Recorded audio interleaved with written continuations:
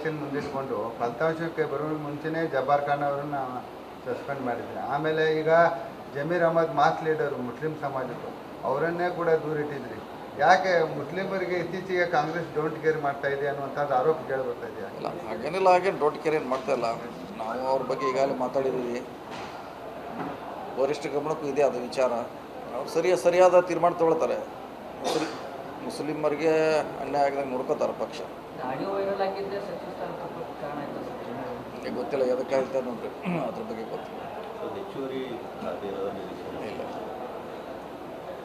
ಹೆಚ್ಚುವರಿಲ್ಲ, ಇದನ್ನೇ ಮಾಡ್ತಕ್ಕೆ ಇಲ್ಲೇ ಕೆಲಸ ಸಾಕಷ್ಟಿದೆ, ಭಾಳ ಇದೆ. ಇದನ್ನೇ ಮಾಡ್ಲಿಕ್ಕೆ ಟೈಮ್ ಬೇಕು. ಹೈಕಮಾಂಡ್ ಮಾಡಬೇಕಲ್ಲ, ನಾವು ಮಾಡ್ಲಿಕ್ಕಾಗಲ್ಲ. ಬಂದಿದ್ದಾರೆ, ಹೇಳಿದ್ದಾರೆ, ನನಗೂ ಭಾಳ ಚೆನ್ನಾಗಿ ಬೆಟ್ಟಾಗಿ ಹೇಳಿದ್ದಾರೆ. ಅದು ಹೈಕಮಾಂಡ್ ಡಿಸಿಷನ್ ಅಷ್ಟೇ. ಉತ್ತರ ಕರ್ನಾಟಕದಲ್ಲಿ ಒಬ್ಬರು ಮುಸ್ಲಿಂ ಸಮಾಜದ ಶಾಸಕರಿದ್ದಾರೆ, ಅವ್ರಿಗೂ ಕೊಡಿಸಲು ಅವಕಾಶ ಅಂತ. ಯಾಕಂದ್ರೆ ಬೆಳಗಾವಿ ಸಿಟಿಗೆ ಇಲ್ಲಿವರೆಗೂ ಯಾವ ಹಾಗೆ ಕೊಡ್ಲಿಕ್ಕಾಗಲ್ಲ, ಕಾನ್ಸ್ಟಿಟ್ಯೂನ್ಸಿ ಕೊಡ್ಲಿಕ್ಕಾಗಲ್ಲ. ಲೆಕ್ಕ ಟೋಟಲ್ ಅವ್ರಿಗೆ ಸಮುದಾಯ ಕೊಟ್ಟರೆ ಅಷ್ಟೇ ಲೆಕ್ಕ. ಇಲ್ಲ, ಅವ್ರು ಏನು ಹೇಳ್ತಾರೆ ಸರ್, ಪ್ರತಿ ಸಲನೂ ಮುಸ್ಲಿಂ ಕೋಟಾದಲ್ಲಿ ಕೊಡುವಾಗ ಬೆಂಗಳೂರು, ಮೈಸೂರು, ಗುಲ್ಬರ್ಗ, ಬೀದರ್ ಇಲ್ಲಿಯವ್ರಿಗೆ ಕೊಡ್ತಾರೆ, ಉತ್ತರ ಕರ್ನಾಟಕ ಜಿಲ್ಲೆಯವರು ಮುಸ್ಲಿಮರಲ್ವಾ ಅಂತ. ಮುಸ್ಲಿಂ ಕೋಟಾದಲ್ಲಿ ಕೊಡುವಾಗ ಬೆಳಗಾವಿ ಜಿಲ್ಲೆನೂ ಉತ್ತರ ಕರ್ನಾಟಕನೂ ಪರಿಗಣಿಸಬೇಕು ಅನ್ನೋಂಥದ್ದು ಅವ್ರ ವಾದ. ಬೇಡಿಕೆ ನೋಡೋಣ, ಅದು ಹೈಕಮಾಂಡ್ ಗಮನಿಸಿದೆ, ಅವರೇ ಮಾಡಬೇಕು. ಯಾವ ರೀತಿ ಲೆಕ್ಕಾಚಾರ ಮಾಡ್ತಾರೆ ನೋಡೋಣ, ಕಾದು ವೇಟ್ ಮಾಡೋಣ. ಅದು ಯಾರು ಗೊತ್ತಿಲ್ಲ. ಇದು ನೋಡು, ಮಂತ್ರಿ ಕೊಟ್ಟೆ ಯಾರಿಗೆ ಕೊಡ್ತಾರೆ ಅನ್ನೋದು ಅವ್ರಿಗೆ ಬಿಟ್ಟಿದ್ರು. ಸಿದ್ದರಾಮಯ್ಯ ಗರಡಿಯಲ್ಲಿದ್ದಂಥ ಅಶೋಕ್ ಪಟ್ಟಮಿ ದಿಢೀರ್ನೇ ನಿಮ್ಮ ಗರಡಿ ಒಳಗೆ ಬಂದುಬಿಟ್ಟಿದ್ದಾರೆ, ಶಿಫ್ಟ್ ಆಗಿದ್ದಾರೆ. ಏನು ಮರ್ಮ? ಏನಿಗೆಲ್ಲ ಮುಂಚೆಯಿಂದ ಒಂದೇ ದಿನ ಎಲ್ಲ. ಅಲ್ಲಿ ಗರಡಿ ಇದ್ದರೆ ಅದು ರಾಜ್ಯದ ಗರಡಿ ಬೇರೆ, ಜಿಲ್ಲಾ ಗರಡಿ ಬೇರೆ, ಎರಡು ತಾವು. ಜಿಲ್ಲಾದಾಗ ಬಂದಾಗ ನಾವೆಲ್ಲ ಒಂದೇ ಇರ್ತೀವಿ. ಬೆಳಗಾವಿಯಲ್ಲಿ ಮತ್ತೊಂದು ಬಹುಕೋಟಿ ಪ್ರಕರಣ ಆದಿತ್ಯ ರಾಜ ಇದ್ರೆ ಮತ್ತೆ ತನಿಖೆ ಮಾಡ್ತಾರೆ. ಸೇಮ್ ಇದೆ, ಮೊನ್ನೆ ಆದಂಥ ಆ್ಯಕ್ಷನ್ ಸೇಮ್ ಆ್ಯಕ್ಷನ್ ಅಷ್ಟೇ. ಮೊನ್ನೆ ಇವತ್ತು ಯಾರು ಕಂಪ್ಲೇಂಟ್ ಬಂದು ಕೊಡಬೇಕಲ್ಲ, ಕೊಟ್ಟರೆ ಆ್ಯಕ್ಷನ್ ತೊಗೊಳಕ್ಕೆ ಈಜಿ ಆಗ್ತಾರಲ್ಲ. ಹೌದು, ಅದೇನು ಮಾಡ್ಲಿಕ್ಕೆ ಕಾನೂನಿದೆ. 5 ಕೋಟಿಗಿಂತ ಹೆಚ್ಚಿಗೆ ವ್ಯವಹಾರ ಆದರೆ CID ಕೊಡಬೇಕಂತ ರೂಲ್ ಇದ್ದಾರೆ.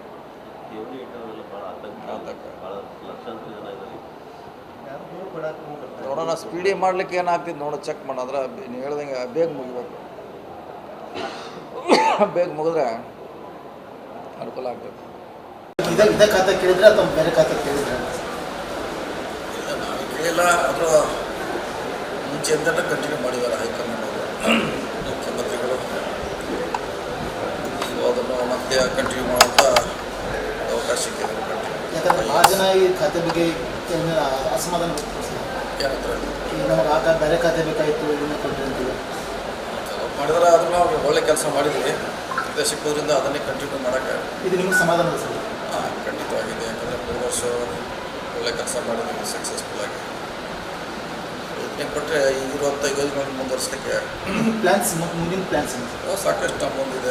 ಬ್ರಿಡ್ಜಸ್ ಇದೆ, ಇನ್ನೂ ಹೊಸ ರಸ್ತೆ ಮಾಡಬೇಕು, ಬೆಳಗಾವಿ ಫ್ಲೈಓವರ್ ಮಾಡಬೇಕು, ಸುಮಾರು ಹೊಸ ಯೋಜನೆಯನ್ನು ಇನ್ನೂ ಪ್ರಾರಂಭಿಕ ಹಂತದಲ್ಲಿದ್ದಾರೆ. ಇದರಿಂದ ಅವರನ್ನು ಫಾಸ್ಟಾಗಿ 2 ವರ್ಷದಲ್ಲಿ ಮುಗಿಸಲಿಕ್ಕೆ ಅನುಕೂಲ ಆಗ್ತದೆ. ಮಡಿಕಲ್ ಇದಕ್ಕೆ ಭಾರತ್ ಜೋಡೋ ಯುವಕ ಇದಕ್ಕೆ ಸಂಘಕ್ಕೇನು 10 ವರ್ಷ ಭಾರತ ಅಂತೇನೋ ಅಂದಿದ್ರೆ ಅಂತ ಒಂದು ಹೆಚ್ಚು ಕರೆನ ಯಾಕೆ ಸ್ಪಷ್ಟೀಕರಣ ಕೊಟ್ಟಿದ್ರಲ್ಲ, ಹಂಗೇನಂದ್ರೆ ಸರ್ ಸ್ಪಷ್ಟೀಕರಣ ಕೊಟ್ಟಿದ್ದು ನೋಡಿರ್ಬೇಕಲ್ಲ, ನೀವೆಲ್ಲ ನೋಡಿಲ್ಲ? ನೋಡಿಲ್ಲ, ಸ್ಪಷ್ಟೀಕರಣ ಕೊಟ್ಟಿದೆ. ಅದ್ರ ಬಗ್ಗೆ 4 ಲಕ್ಷ ಕೋಟಿದಲ್ಲಿ 1,000 ಹೆಚ್ಚಾಗಲು ನಾ ಹೇಳಿದ್ದೆ. ಅವ್ರು ಹೆಂಗೆ ಅದನ್ನು ತಿಳ್ಕೊಂಡೋದ್ರು ನನಗೆ ಗೊತ್ತಿಲ್ಲ. ನಮ್ಮ ಬಜೆಟ್ ಇರೋದು 4 ಲಕ್ಷ ಕೋಟಿ, ನಾವು ಈಗ ಕೊಟ್ಟಿದ್ದದಕ್ಕೆ 1,000 ಕೋಟಿ. ಅದೇನು ದೊಡ್ಡದು ಆಗಲ್ಲ ಅಂತ ನಾ ಹೇಳಿದ್ದೆ. ಅದನ್ನೇ ಅವ್ರಿಗೆ ಅಲ್ಲಿ ಅದನ್ನೇ ಜಾರಿ ಮಾಡಿದ್ರೆ ಗೊತ್ತಿಲ್ಲ. ಅಷ್ಟೇ ಅಂತ ಸ್ಪಷ್ಟೀಕರಣ ಕೊಟ್ಟಿದ್ದೀವಿ. ಆ ರೀತಿ ನಾವೆಲ್ಲಿ ಹೇಳಿಲ್ಲ, ನಮ್ಮ ಹೊರೆ ಕೂಡ ಆಗಲ್ಲ ಅಂತ ಹೇಳಿದ್ವಿ. ಬೆಳಗಾವಿ ಜಿಲ್ಲೆ ದೊಡ್ಡ ಜಿಲ್ಲೆ, ಸರ್ ಬೆಳಗಾವಿ ಜಿಲ್ಲೆ ದೊಡ್ಡ ಜಿಲ್ಲೆ ಸರ್. ಒಬ್ಬರೇ ಮಂದಿ ಕೊಟ್ಟಾರೆ. ಈಗ ಹಿಂದೆ 3 ಜನ ಇದ್ದರು, ಕೊಡ್ತಾರೆ. ಇನ್ನೂ 2ನೇ ಹಂತಕ್ಕೆ ಮಾಡ್ತಾರೆ. 2ನೇ ಹಂತ ಬೇಗ ಮಾಡ್ತಾರೆ. 2ನೇ ಹಂತಕ್ಕೆ ಖಂಡಿತ ಬಂದೇ ಬರ್ತೀನಿ. ಇನ್ನೂ ಎಷ್ಟು ಬರ್ಬೋದು ಸರ್? ಕನಿಷ್ಠ 1 ಹಂತಕ್ಕೆ ಕೊಡ್ತಾರೆ, ಕೊಡಲೇಬೇಕು. ಸೀನಿಯಾರಿಟಿ